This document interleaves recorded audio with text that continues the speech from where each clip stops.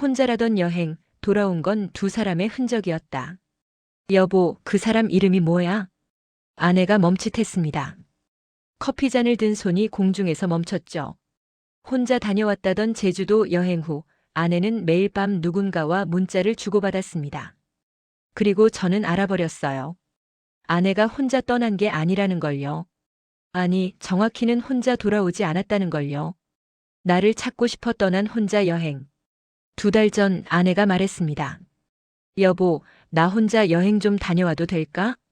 저는 설거지를 하다 말고 아내를 쳐다봤어요. 혼자? 응. 나만의 시간이 필요해. 요즘 너무 지쳐서. 아내의 목소리에는 피곤함이 묻어 있었습니다. 결혼 7년 차. 우리는 아이 없이 맞벌이로 살고 있었어요.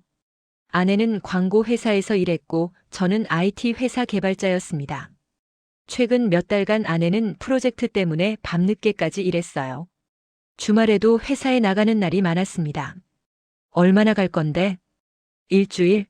아니면 10일 정도? 어디 갈 거야? 제주도. 한 달 살이처럼 민박집 빌려서 쉬고 싶어. 아내의 눈에는 간절함이 있었습니다. 그래, 다녀와. 당연히 가야지.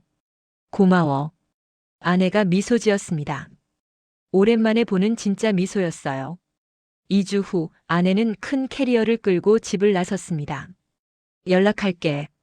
응. 푹 쉬다 와. 미안해. 그리고 고마워. 아내가 제 뺨에 가볍게 입을 맞췄습니다. 그리고 문을 나갔어요. 처음 3일은 평범했습니다. 아내한테서 사진이 몇 장 왔어요. 바다 사진, 카페 사진, 음식 사진. 전형적인 제주도 여행 사진들이었습니다. 날씨 좋다. 공기도 맑고. 오늘 올레길 걸었어. 생각보다 힘들더라. 저녁에 흑돼지 먹었어. 맛있었어. 간단한 문자들이었지만 아내가 잘 쉬고 있는 것 같아서 안심했어요. 4일째 되는 날 아내한테서 전화가 왔습니다. 여보, 나 여행 기간 좀 늘려도 될까? 응? 얼마나? 일주일 더. 여기 너무 좋아서 더 있고 싶어. 회사는 괜찮아? 연차 더 쓸 수 있어. 팀장님이 허락해 주셨어. 그래? 그럼 더 있다 와. 실컷 쉬고. 고마워. 사랑해. 전화를 끊고 나서 뭔가 이상한 느낌이 들었습니다. 아내의 목소리가 평소와 달랐어요. 더 밝았고 더 생기 있었습니다. 그래, 여행이 잘 되고 있나 보다. 그렇게 생각했습니다. 하지만 그게 시작이었어요. 여행 전과 달라진 아내의 눈빛. 17일 후 아내가 돌아왔습니다. 현관문이 열리고 아내가 들어왔어요. 캐리어를 끌고요. 다녀왔어. 왔어? 잘 쉬었어? 저는 소파에서 일어나 아내를 맞이했습니다. 아내를 보는 순간 깜짝 놀랐어요. 완전히 달라져 있었거든요. 피부는 햇볕에 그을려 건강하게 빛났고 눈빛은 맑고 밝았습니다. 전체적으로 생기가 넘쳤어요. 완전 달라졌네. 진짜 많이 쉬었나 보다. 응, 진짜 좋았어. 오랜만에 나답게 살았던 것 같아. 나답게. 그 표현이 묘하게 걸렸습니다. 배고프지? 저녁 준비했어. 고마워. 근데 나 샤워 먼저 하고 올게. 아내가 욕실로 들어갔습니다. 저는 아내의 캐리어를 방으로 옮겼어요. 빨래를 꺼내려고 열었습니다. 캐리어 안에는 옷가지들이 담겨 있었어요. 그런데 이상한 게 있었습니다. 새 옷들이었어요. 제가 본 적 없는 옷들. 아내는 평소에 검은색이나 회색 같은 무난한 색의 옷을 입었는데 캐리어 안에는 화사한 색의 옷들이 있었어요. 노란색 원피스, 하얀색 린넨 셔츠, 연두색 티셔츠. 제주도에서 산 건가? 그렇게 생각하려고 했습니다. 저녁을 먹으면서 저는 물었습니다. 제주도에서 뭐 했어? 그냥 쉬었어. 아침에 일어나서 산책하고 카페 가서 책 읽고 바다 보고. 혼자 그런 거 하면 심심하지 않아? 아니, 전혀. 오히려 너무 좋았어. 아내의 눈이 반짝였습니다. 특히 저녁에 바다 보면서 산책하는 게 정말 좋았어. 사람도 별로 없고 조용하고. 혼자 저녁에 산책해? 위험하지 않아? 괜찮았어. 민박집 주변이 안전했어. 아내가 웃었습니다. 그런데 그 웃음이 이상했어요. 뭔가를 숨기는 듯한 웃음이었습니다. 사진 많이 찍었어? 응, 꽤. 나도 보여줘. 나중에. 또 나중에였습니다. 식사를 마치고 설거지를 하는데 아내가 방에서 통화하는 소리가 들렸어요. 응, 잘 들어왔어. 걱정했어? 나도. 나도 그래. 목소리가 낮았습니다. 누군가와 조심스럽게 통화하는 목소리였어요. 누구와 통화하는 걸까요? 늘어나기 시작한 혼잣말. 다음 날부터 이상한 일이 시작됐습니다. 아내가 혼잣말을 하기 시작한 거예요. 아침에 일어나서 커피를 마시면서 아내가 중얼거렸습니다. 오늘 날씨 좋네. 저 사람도 좋아할 텐데. 응? 뭐라고? 제가 물었습니다. 아무것도 아니야. 그냥 혼잣말. 아내가 얼른 웃으며 말을 돌렸습니다. 출근 준비를 하면서도 아내는 계속 중얼거렸어요. 이 옷 입을까, 저 옷 입을까? 그 사람이 어떤 걸 좋아한다고 했더라. 누가? 응? 회사 동료. 그냥 생각나서. 회사 동료? 왜 갑자기 회사 동료가 좋아하는 옷을 고민하는 걸까요? 저녁에 집에 돌아왔을 때 아내는 소파에 앉아 핸드폰을 보며 미소 짓고 있었습니다. 뭐 봐? 제가 물었습니다. 아내가 깜짝 놀라며 핸드폰을 뒤집었어요. 그냥 유튜브. 뭔데 그렇게 재밌어? 응. 여행 브이로그. 제주도? 응. 아내의 대답은 간단했습니다. 그날 밤 저는 잠들지 못하고 누워 있었습니다. 아내는 제 옆에서 자고 있었어요. 갑자기 아내의 핸드폰이 울렸습니다. 진동으로 설정되어 있었지만 조용한 밤이라 소리가 들렸어요. 아내가 일어나지 않았습니다. 저는 조심스럽게 침대에서 일어나 아내의 핸드폰을 봤습니다. 화면에 알림이 떠 있었어요. 준호 잘 자. 좋은 꿈 꿔. 준호? 누구죠? 알림을 터치하지는 않았습니다. 그냥 화면을 끄고 핸드폰을 제자리에 놓았어요. 다시 침대에 누웠습니다. 잠이 오지 않았습니다. 준호. 그 이름이 머릿속에서 맴돌았어요. 매일 같은 시간 울리는 알림. 다음 날부터 저는 아내를 관찰하기 시작했습니다. 매일 밤 10시 30분. 정확히 같은 시간에 아내의 핸드폰이 울렸어요. 아내는 얼른 핸드폰을 집어들고 화면을 확인했습니다. 그리고 미소 지었어요. 누구야? 제가 물었습니다. 응? 친구. 무슨 친구? 대학교 때 친구.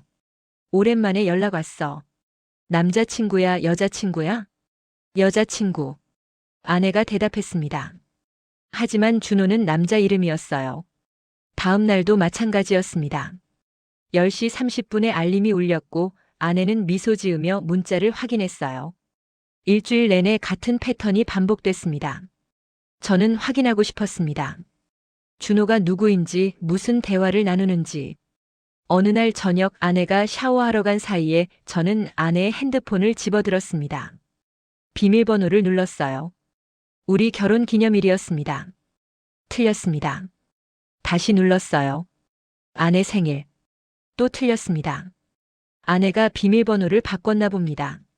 저는 핸드폰을 내려놓았어요. 더 이상 할 수 없었습니다. 샤워실 문이 열렸습니다. 뭐 해? 아내가 물었습니다. 그냥 TV 보려고. 저는 거짓말했습니다. 아내가 제 눈을 빤히 쳐다봤어요. 의심하는 눈빛이었습니다. 그래? 응. 침묵이 흘렀습니다. 여보, 요즘 나한테 뭔가 숨기는 거 있어? 제가 물었습니다. 숨기는 거? 무슨? 모르겠어. 그냥 내가 좀 달라진 것 같아서. 달라진 게 어딨는데? 표정도 그렇고 행동도 그렇고. 여행 다녀와서 기분이 좋은 거야. 이상해? 아니, 이상한 건 아닌데. 그럼 됐잖아. 아내가 방으로 들어가 버렸습니다. 저는 거실에 혼자 남았어요. 웃음의 방향이 바뀌었다. 주말이 됐습니다. 저는 아내에게 제안했습니다. 우리 영화 보러 갈까? 영화? 응. 오랜만에 데이트하자. 나 오늘 약속 있어. 누구랑? 친구들이랑. 무슨 친구들? 대학교 동기들. 모임 있어. 그래. 언제 약속 잡았어? 며칠 전에.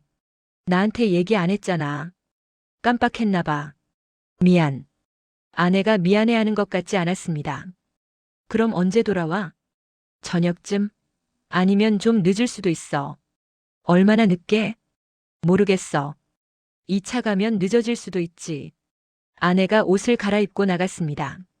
저는 집에 혼자 남았어요. 저녁 7시가 됐습니다. 아내한테서 연락이 없었어요. 8시, 9시, 10시, 10시 30분에 문자가 왔습니다. 미안. 좀 늦을 것 같아. 먼저 자. 저는 자지 않고 기다렸습니다. 밤 12시가 넘어서 현관문이 열렸습니다. 아내가 들어왔어요. 얼굴이 붉어져 있었습니다. 술 마셨어? 응, 조금. 많이 마신 것 같은데. 괜찮아. 취하지 않았어. 아내가 비틀거리며 방으로 들어갔습니다. 저는 아내를 따라 들어갔어요. 오늘 재밌었어? 응. 친구들 잘 지내? 응. 누구누구 만났는데? 은지, 민경, 수진. 여자 이름만 나왔습니다. 남자친구는 없었어? 응? 왜? 그냥 궁금해서. 없었어. 아내가 침대에 누웠습니다. 저는 아내의 핸드폰을 봤어요. 테이블 위에 놓여 있었습니다. 화면이 켜졌습니다. 알림이 떠 있었어요. 준호 집에 잘 들어갔어? 오늘 정말 좋았어. 제 심장이 쿵 하고 내려앉았습니다. 육체는 없었다는 말. 다음 날 아침 저는 아내에게 물었습니다. 어제 누구 만났어? 친구들이라니까. 준호라는 사람도 있었어? 아내의 얼굴이 굳어졌습니다. 왜 준호 이야기를 해? 알림 봤어. 어제 핸드폰에. 내 핸드폰을 봤어? 알림이 떠 있더라. 안 보려고 해도 보이잖아. 아내가 한숨을 쉬었습니다.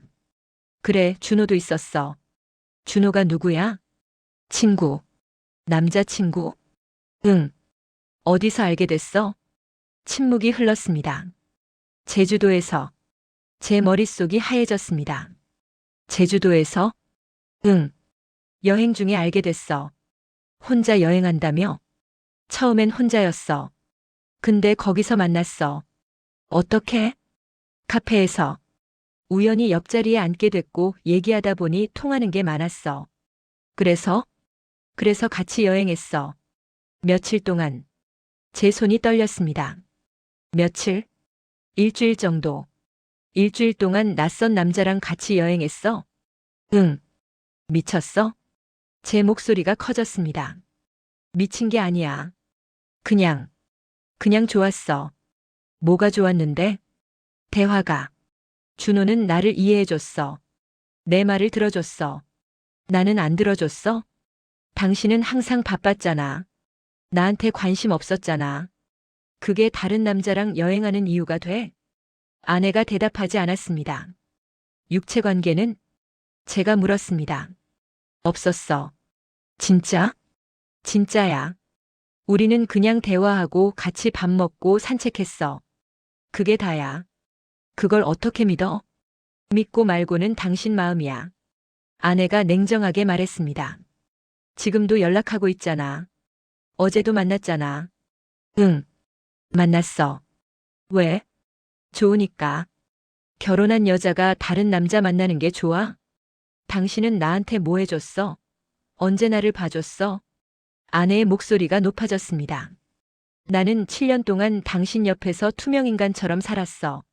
당신은 일만 하고 나는 혼자 저녁 먹고 혼자 주말 보내고.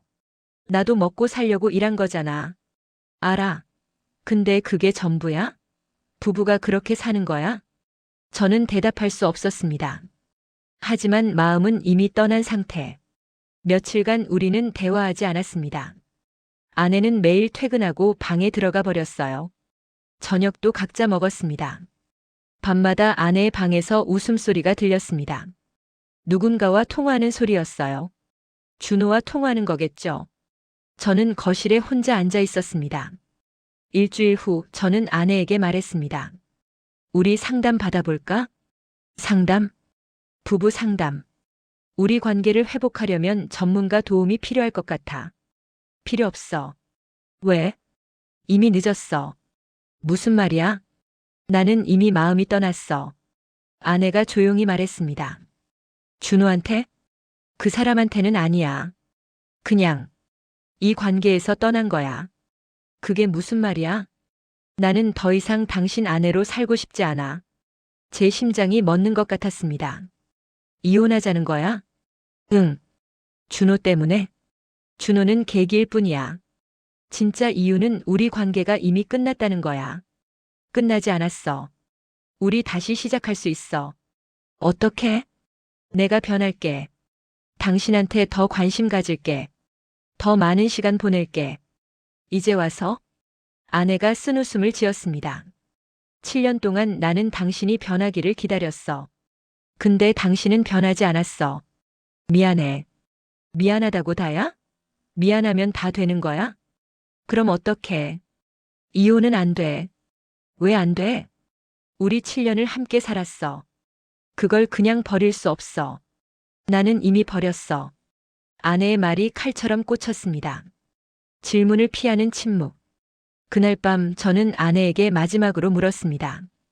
준호와 계속 만날 거야? 응. 내가 있는데도? 당신이 있든 없든 상관없어. 그럼 나는 뭐야? 룸메이트? 아내가 냉정하게 말했습니다. 우리 관계는 이미 부부가 아니야. 그냥 같은 집에 사는 남남이야. 언제부터 그렇게 생각했어? 모르겠어. 2년 전? 3년 전? 그렇게 오래전부터? 응. 당신이 모르고 있었을 뿐이야. 왜 말하지 않았어?